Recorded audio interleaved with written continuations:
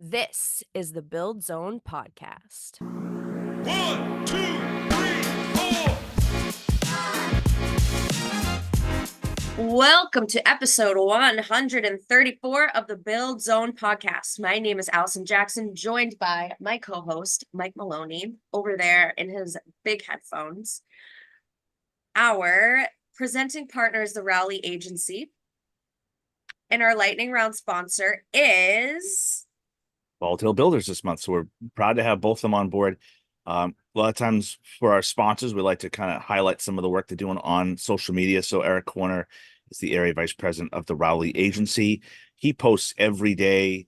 Some of his posts are safety related, insurance related, but he does a lot of things on the job sites. So he visits job sites. He's always looking at safety and construction projects from start to finish. It's always nice to see him on there. He does a great job. So special thanks again to Eric Horner and the gang over at the Rowley Agency. And as a lightning round sponsor this month, we have Bald Hill Builders. So special thanks to Brenda and Matt from Bald Hill Builders. One of the things I like to do with our lightning round sponsors, kind of read things off their website, and that they are very proud that 90% of their work is repeat business. And not only are we bonded to 100 million, but they're also an open shop, which gives the flexibility to pursue a wide range of products. If you check baldhillbuilders.com, they do everything from any type of construction project. Bald Hill Builders is your place. They are a certified women's business enterprise. This week we're doing something a little different. We're just going to kind of do all in one swoop. So we're going to talk about some trainings coming up. Allison, what do you have for upcoming trainings? So this week in the news, we're going to talk a little bit about if you're from the New England area, there was a boat out in Portsmouth, New Hampshire, a small craft. They were doing some fishing, and a whale breached out of the water and kind of crashed on the back of the boat. Took the guys on the boat, threw them out of the boat.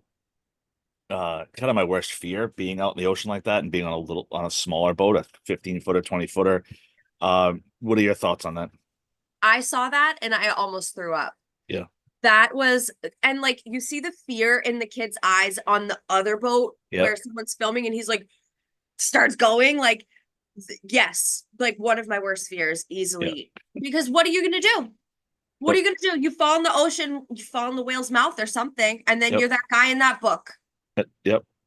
I as Jonah and the whale, right? So I thought maybe the boat was a total loss because when it capsized, I thought maybe it would sink, but they were able to manage to save the boat. So there's they? I missed that part. Minor damage to the engine. They found the whale. I guess I think the whale was fine. The guy was fine, no injuries, no problems. But... I'm sorry. Of course, the whale's fine. Yeah, the whale is fine. The whale was literally messing with those people. The whale was like, "Oh, you got any snacks? Got any games on your phone? It's got any snacks? What's up? What's going on in here, guys? Got any beer?" That's what was happening. The whale is fine. The whale is bored. I'm not a big, even like open ocean like that. I don't know how I would do on a little boat like that. Like they were that. Miles. I'll never go on a cruise. The closest I've been to that is on the ferry in Greece last year. And like, I was very distracted on the ferry, but like my fiance, he gets very motion sickness. So like he can't sit in the backseat of a car. He can barely be a passenger in the passenger seat. So like he was on the ferry, like, because we're going like, ooh. Yeah. Like you see the North Sea videos, it was similar. And I was sitting there, I was fine, but he was a bit distressed. And I don't think we could do that again. I think I'd have to fly. I'd have to boats be in the open water. Never go on a cruise. And this was a small center console boat with a single engine, right? So he's just out there fishing, minding his business. A lot of bait fish. He's trying to catch the bait fish to use for his fishing, and the whales are eating the same fish. So the whale just come up out of the water, breached, knocked the back of the boat. Yeah, give me that, and then knocked the boat over. So those boat safety. Remember, if you're out in the boat, open ocean, be safe. Watch out for those whales. All right, we're going to slide into our trainings now. What do you got for upcoming training next couple of weeks? Well, next couple of weeks are pretty quiet here as we gear up for the start of school. But September, we get our trainings back rolling. So we have an adult mental health first aid class. You've heard me talk about it a bunch of times on the podcast. It's going to be September 4th and 5th. Really, really great class to get into to help understand the mind of like your employees, your coworkers, to be able to support the people in your office, in your workplace, on your job site a little bit better. We have a construction supervisor license prep for exam class. It's a 4-day course starting on September 5th. That's going to be at our ABC GCI Woburn office. We have an in-person hot work safety certificate for Massachusetts class. That's going to be September 10th. Quick 3-hour class. You get in, you learn what you need to know, you take your quiz. As long as you pass, you head on out. And if you need that sooner, be sure to sign up on our website. You can take that anytime at your own pace. Finally, we have a Hoist 1C2A continuing education class on September 14th at the ABC GCI Woburn office. Be sure to check out all of those and the rest of what we have through December 2024 at gwgci.org/events.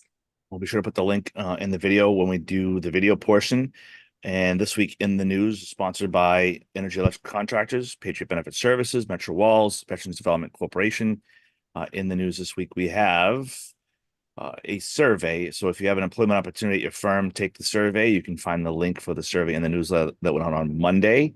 It just talks about the Healy administration's Assistant Secretary for Employer Engagement and Employee Outcomes. He's overseeing hiring and job placement for immigrants with work authorization, has contacted ABC about potential workforce opportunities for ABC Mass members. You can click on the link on the survey, take that survey. That'd be great. Things to remember coming up in August is 12th to the 18th is OSHA Safe and Sound Week. There is a social media toolkit can be found on the OSHA website. Again, the link's in the newsletter. If you have veterans working for your company and you'd like them to be part of a veterans group we're trying to put together, we have a great veterans committee made up of ABC members and some non-ABC members that are part of the committee, which is great. There's a survey in that newsletter we'd love you to fill out and complete so the committee knows the veterans that are out there. We can contact them to be part of a bigger group, do things for veterans, donate some time, volunteer, things like that. Upcoming events. There's a big one coming up in a couple of weeks. Last Blast of Summer takes place Thursday, August 29th from 4 to 7 down at the Cove, Fall River, Mass. You can click on the RSVP in the link in the newsletter, but you can reach out to carol@abcma.org for more information. And let's see what else we got here in the news. Upcoming member updates. Callahan employees participate in Habitat for Humanity Build Day. That's a great cause. They did a great job. As team members recently continued the company's partnership with Habitat for Humanity by participating in a build day in Cohasset. Tech to America, New England, and Weather Guard add 2 employees. That is Colby Quiet and Franklin Tejada. Merlin's setting up some promotions and some new hires. Congratulations and welcome aboard to them. As always, if you want to be on the podcast, you can reach out to me, mike@gwgci.org. This week's guest on the podcast is 2 gentlemen. First time, we don't very often have 2 guests, but it's Mark LaFrance from HTS, and I got JS Rancourt from DXS. If you are in the refrigeration world and want to learn more about refrigeration and decarbonization, this is your episode because they're going to give us a masterclass over the podcast. I learned a ton, took a lot of notes down. A lot of big changes coming up in the refrigeration world next couple of months with the banning of some refrigerants and, the goal to make your buildings no fossil fuels and the decarbonization. So it's a great podcast. We'll hear it from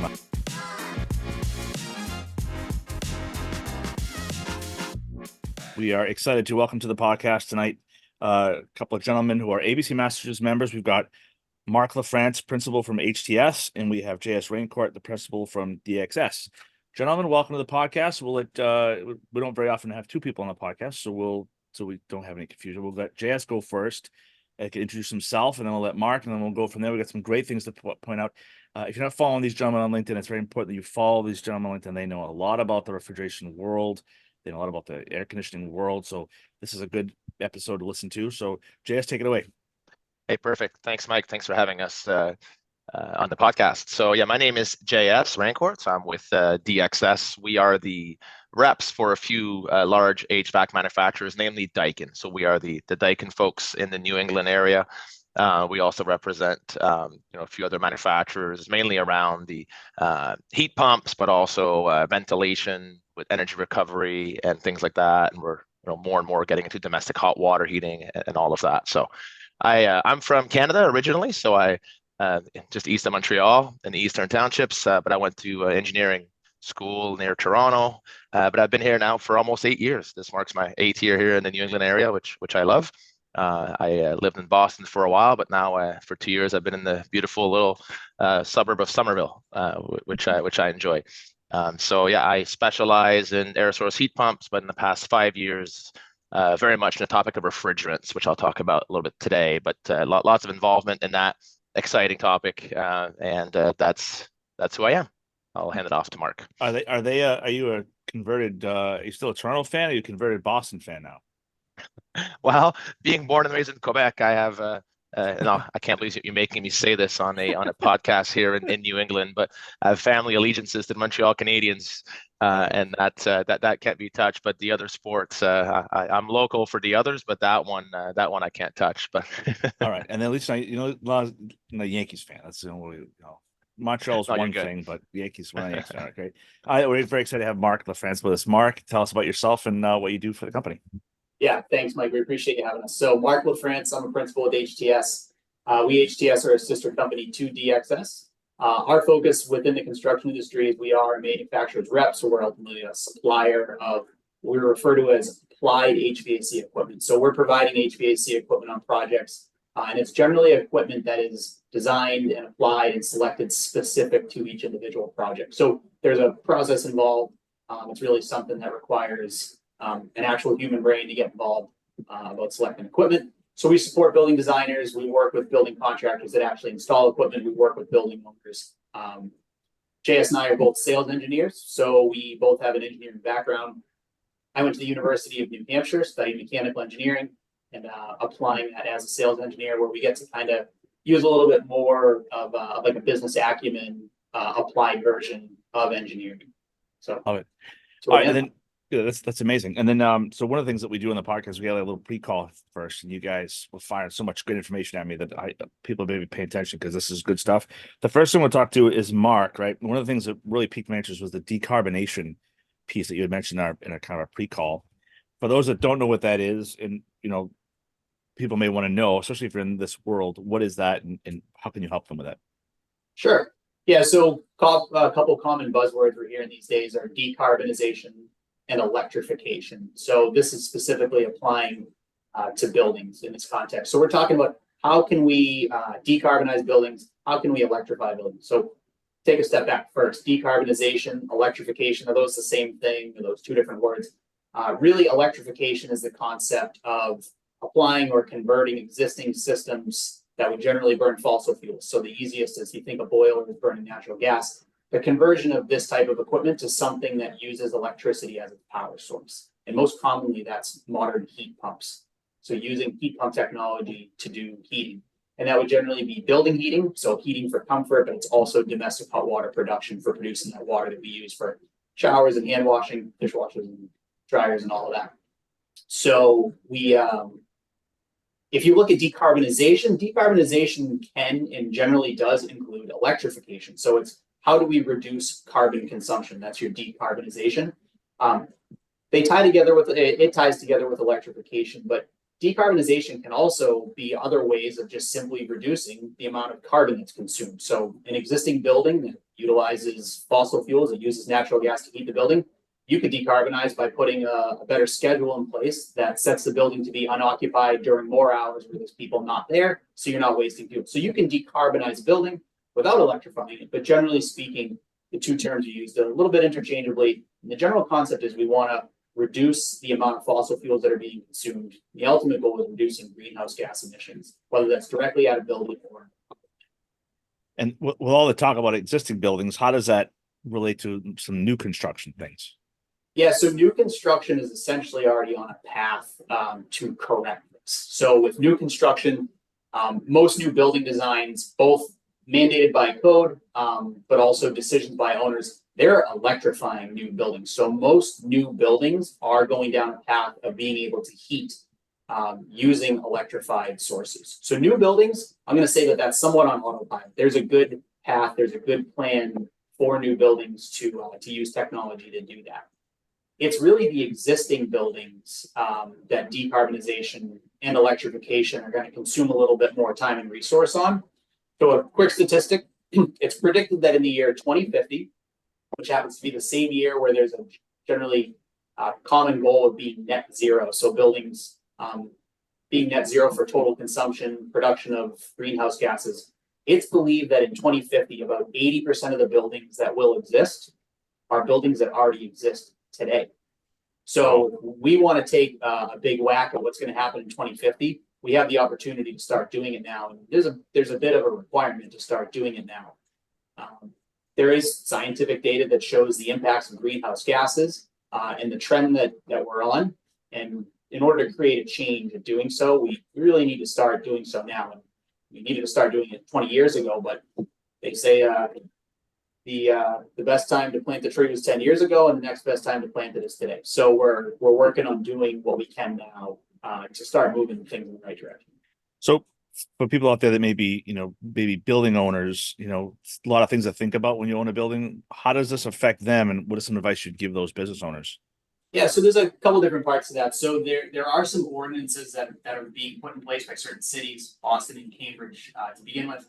And without getting into the exact details of how they work, they are starting to require building owners to report their usage. So that's usage of electricity, that's usage of water, but it's also usage of fossil fuels and how that relates to the emissions from those buildings. So there are going to be requirements that are going to get put in place for those owners.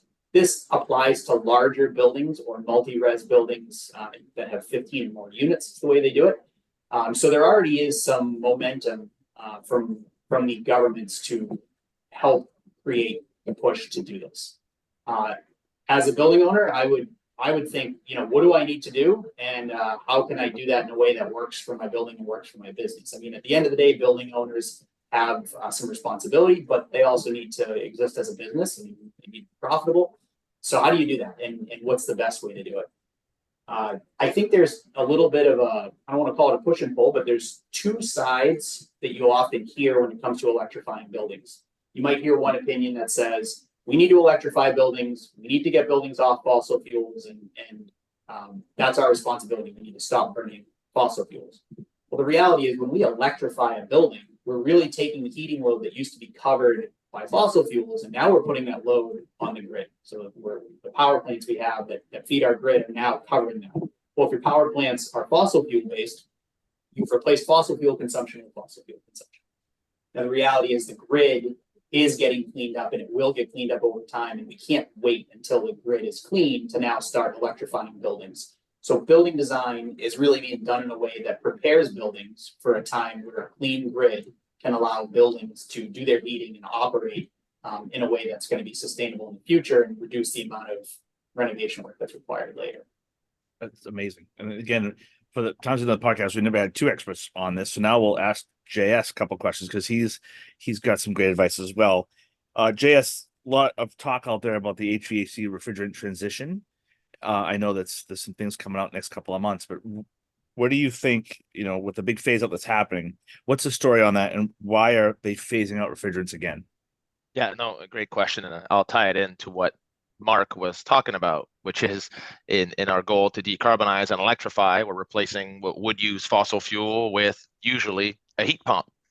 And a heat pump is a refrigeration cycle, same as your air conditioner, but you can flip it so we can heat in the winter instead of cool in the summer, and it does both. What that means is we're sort of doubling down on the use of refrigerants. We're not moving away from refrigerants. We're going to keep using refrigerants, both to air condition. So if you already have an air conditioner in your house, or if the building you're in today is air conditioned, there is refrigerant in that building. And if we're going to use those same pieces of equipment or heat pump versions of them to now heat, then you're still using those refrigerants in the winter. And the issue with refrigerants now that we're going after is their global warming potential, GWP it's called, if they leak. Okay, so 20 years ago, we had a big refrigerant phase out. If you remember, R22 used to be common, R11, R12 way back, but R22 was the last of the chlorine-containing refrigerants. And that's the chlorine part of that refrigerant is why we phased them out 20 years ago. The problem was if a chlorine-based refrigerant, CFC or HCFC was their acronyms, but if that leaked and got in the atmosphere, the sun rays eventually break it down, and the chlorine attacks ozone, O3, and that's what hurts ozone layers. So we found this out, we being NASA and the scientists back in the 80s and realized there's a hole growing in the ozone layer. So in the 90s and the 2000s, we phased out R22, and now no new refrigerants can use chlorine. That was the last phase out. People are used to it. We went from R22 to R410A is common today for high pressure refrigerants that are used in most air conditioners and heat pumps. R134A is called medium pressure for chillers and things like that. Those are great. We solved our chlorine problem. We're actually solving our ozone layer problem. It's predicted that by the end of the century, it'll fully recover. So that's great news. That was the Montreal Protocol that was signed as a global agreement and a very successful global environmental treaty. So what now? We solved the chlorine problem, so we're left with what's called HFCs, hydrofluorocarbons. Those are the three things in it: hydrogen, fluorine, carbon, HFC. So that's what an R410A is, R134A. So they're great, no chlorine. But again, if they leak in the atmosphere, their ability to retain heat to add to global warming is quite big. And the number you use, the GWP, is relative to CO2. So if 1 pound of R410A ends up leaking by mistake, which happens in the atmosphere, that 1 pound is the same as 2,000 pounds of CO2. Sort of like natural gas. If you burn natural gas, yeah, okay, you get CO2 emissions. If you leak natural gas, right, methane leaks, that's 100 times worse by pounds. So refrigerant's the same. And of course, we want to keep the refrigerants in the system. We don't want them to leak, but things happen. Things break, end of life, replacement, and things like that. So the industry had to look at this and say, we must transition again to refrigerants that have lower warming potentials. So that's what we're doing right now, is we're going away from R410A. We're moving to 2 other refrigerants. They're also HFCs. They're similar, but they have 1/3 to 1/4 of the warming potential should they leak. So this is actually a global endeavor. So there's the Kigali Amendment that's called to the Montreal Protocol. So every country has to find a way to reduce their consumption and emissions from refrigerants. In the US, it was actually the AIM Act, if you remember that, the American Innovation and Manufacturing Act of 2020, that directed the EPA, the Environmental Protection Agency, to figure this out.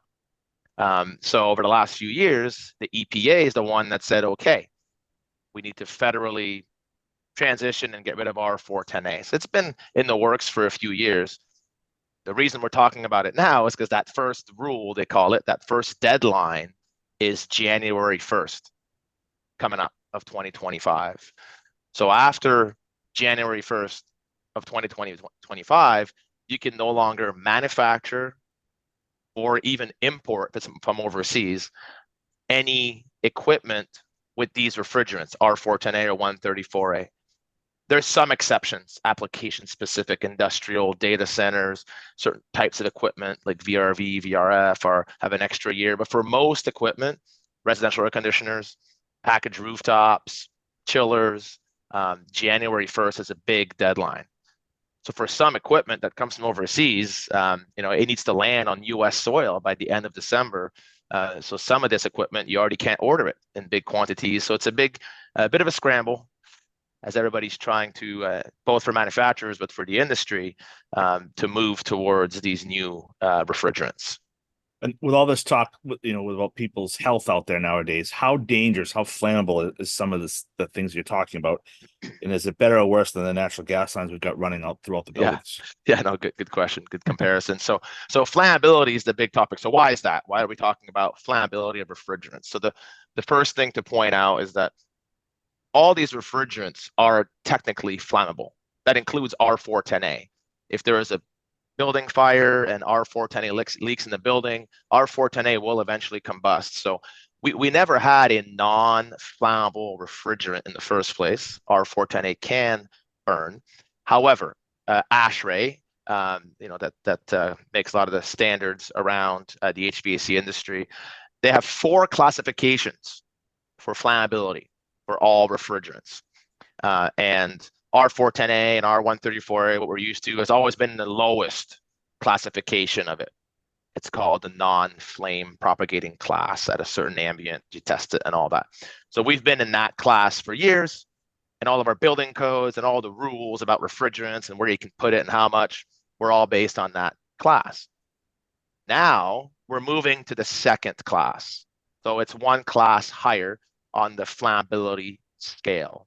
Now, for comparison, something like natural gas or propane, those are refrigerants. Actually, propane is a great refrigerant. It's getting used in Europe and eventually here as well. But those live in the highest class, the fourth class. So we're not talking about running natural gas or propane in our HVAC systems yet, even though we run natural gas in buildings already, which is, so we're still 2 classes below that, but we are moving from class 1 to class, it's called 2L, for low velocity is what it's called. But so we're moving classes. So that's why it's like, we're going into flammable refrigerants. Well, they've always were flammable, but it's a different class. Now, what that means is that the rules change, the codes change, and that becomes a bit of a challenge because building codes take time to adopt things because they have to follow model codes like the International Code Council, ICC, IMC, right?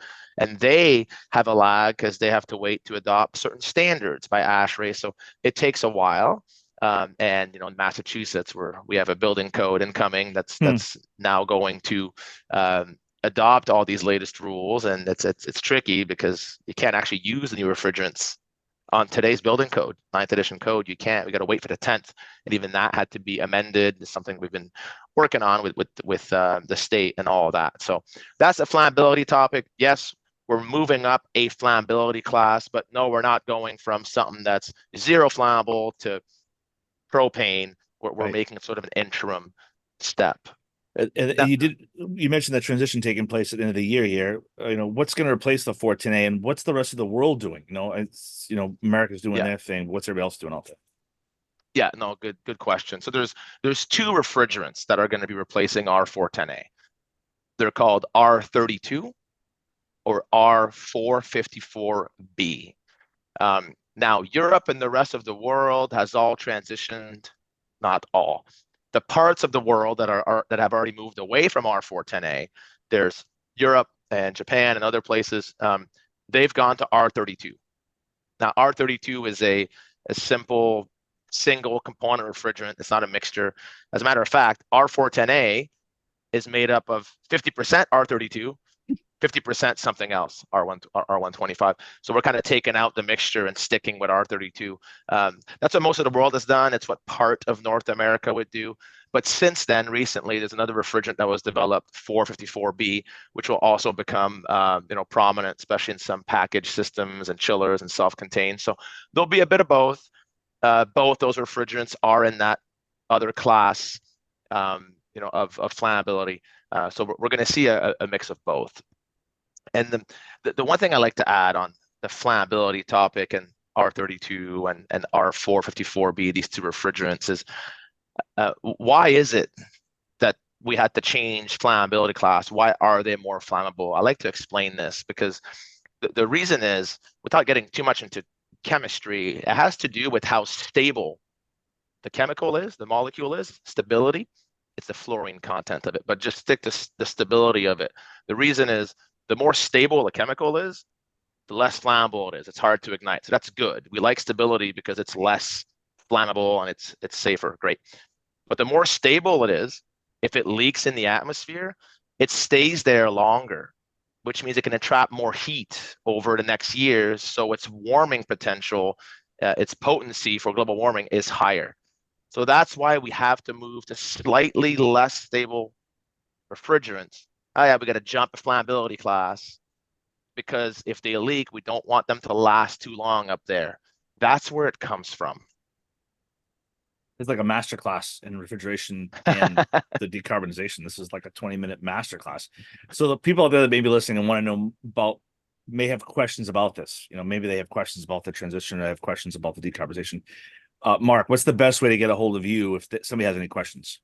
Sure. Yeah, by email. So that's mark.lafrance@hts.com, spelled with a K. So it's mark.lafrance@hts.com. And you can also get to our website, which is hts.com/New England. That's NEW-ENGLE.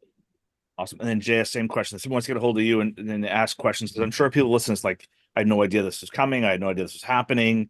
They like, I think we talked in the pre-call about this, that you're having a hard time getting equipment in here with the correct refrigerants because they're not making them. You can't get them in anymore. But how does someone get a hold of you, JS? Yeah, no, absolutely. So yeah, our website for the DXS company is DXS for DX Solutions, DXSENG.com.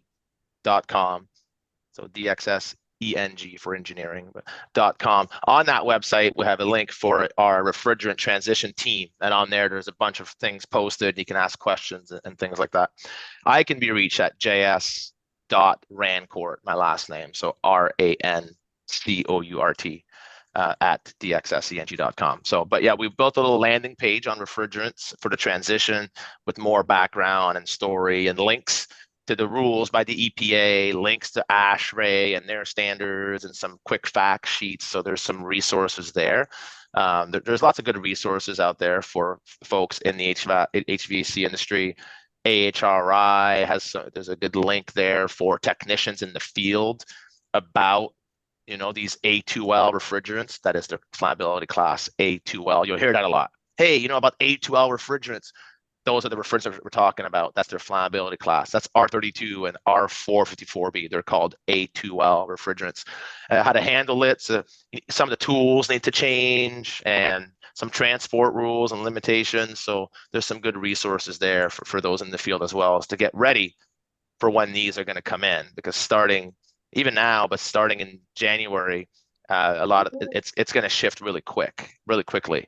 One day you'll be touching a whole bunch of R410A equipment. The next day you've got these new things coming in. It's quite fast. The best part about it is you guys being ABC Mass members, you're there to help other ABC Mass members. So maybe there's any questions and things like that. I mean, I'm sure people are going to be like, I have no idea this was coming. So this is great information. You just got a master class and decarbonization and the refrigerant transition. This is fantastic. All right, now it jumps to my personal favorite part of the podcast now is the lightning round. We'll start with JS. JS, if you were a wrestler, what would your entrance theme song be? Oh my God, the trumpet song. Oh, the trumpet song from the Mets. Yeah. Timmy Trumpet, that guy. That's a great one. Yeah. Got to be the trumpet song. Mark, same question to you. Entrance theme song? I got to go back to the 80s. I don't know what song it's going to be, but it's going to be something that plays when the hero achieves his goal at the end of a movie. Oh, I love it. Yep, love it. Let's see here. If you could bring back any fashion trend, JS, what would it be? Fashion trend. Oh God, it's got to be the early 1900s from that show, Peaky Blinders. Oh yes, that sounds fun. Ooh. I thought you were to go like I'm thinking colonial garb or like early. That's the Peaky Blinders. Yep, turn of the century. Yeah, I love it. Mark, same question to you. I think it's going to be bell bottoms and big collars from the 70s. I'm talking like Oh my God, that's horrible. Oh, big collars and bell bottoms. Oh my God. What is the best piece of advice, JS, you've ever been given? Or ever been given? Yeah. This might sound cheesy because it's a personality trait. I guess you can't take advice and change it, but staying curious. And I give that advice a lot. It's just always dig deeper, always remain curious about things, because that's where our most talented people are. But why? And then get into those rabbit holes. Like, well, I Googled this for 2 hours. I found this video from 1996 about this topic. And so, yes. So curiosity is, I was told that, and I share that a lot. That's a great one. Mark, same question. Yeah, I feel like there's a list of like self-help items that I feel like I'd want to share. But the first thing that came to mind when you asked it is, when my son was born, I had a family friend reach out to me and said to me, "Hey, just remember, he counts on you to be the man." And it never left me. Really, That's right. When you become a parent, one of your responsibilities is to make sure that the child always looks up to you and they see you as somebody that they aspire to want to be. I like that. I use that piece of that'd be a great piece of advice for myself. I love it. Let's see here. JS, if a movie was made of your life, what would the genre be and who would play you? Anybody. Pass. Crazy. Oh, no. I gotta pass. All right, Mark. I don't know who the actor would be, but I feel like if there was a movie about me, it would be a bit of a comedy, and it would probably be something related to me, a bit OCD. That's great. If you have to sing karaoke, what song do you pick? Mark first this time. Karaoke, what are you singing? Like what I play in karaoke or what I sing in karaoke may not be what I listen to when I'm driving in my car, but I think it's going to be "Don't Stop Believing" by Journey. I love it. And, JS, if you had to get rid of all but 3 apps on your phone, which 3 apps would you keep, JS? You can delete all but 3. What apps would you keep? Well, probably need the phone app, the email app, and the message app. All right, that's great. Mark, same thing. What about you? Did I delete 3 apps?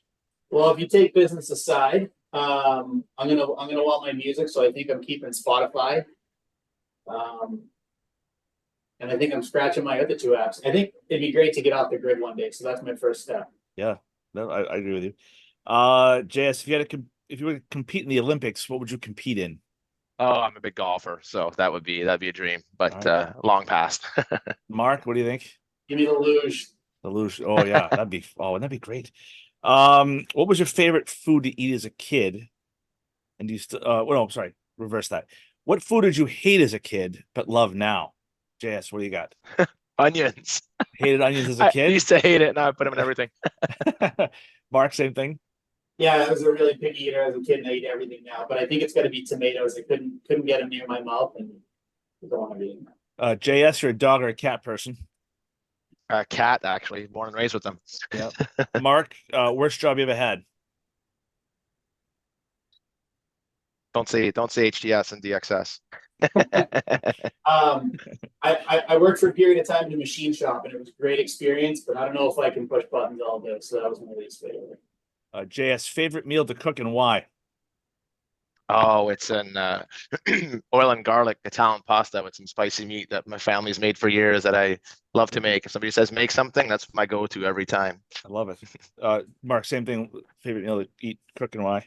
Yeah, the family recipe passed down on both sides is how to make a bucket or Italian red sauce, and it's a multi-hour process, and I enjoy doing it. But JS basically said the same thing, so I'm going to say I like cooking a steak dinner and spending all my time making sure that steak comes out. Last question is: there's a food fight at your house tonight at the dinner table. Mark, what is your weapon of choice? And you cannot say spaghetti. I'm a lover, not a fighter, so I'm just going to go for the dinner roll. Going just a soft dinner roll, soft dinner roll. Dinner JS, same thing to you. What do you? I was gonna go soft too and pick marshmallows, but I feel like now I'm copying him, and I don't know what I would choose. I'd pick something that's the least messy, so that I don't make anybody upset at home. That's probably what I would pick. So something the least messy. Less messy. All right, that's good. So those are our friends over at DXS and HTS, longtime ABC Mass members. We're glad that they're with us today, and they gave us a great bunch of information. If you have any information, reach out to them directly, or you have any questions, reach out to them. They can help you answer it. They're always available, and we appreciate them. Thanks, guys. Hey, Thanks, thank you so much.